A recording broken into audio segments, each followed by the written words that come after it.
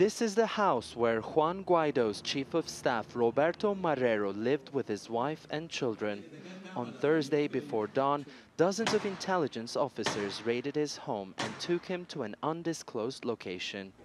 His next-door neighbor, Sergio Vergara, is an opposition member of parliament. His house was raided as well.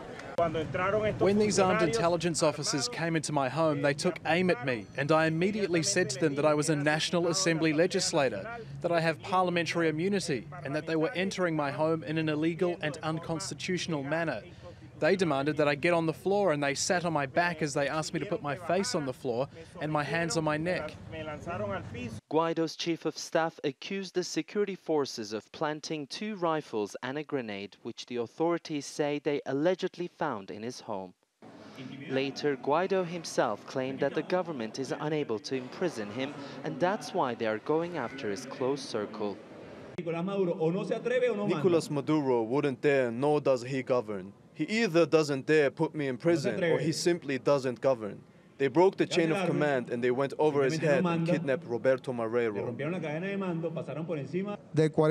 Venezuela's interior minister said Marrero was part of a terrorist cell that planned attacks.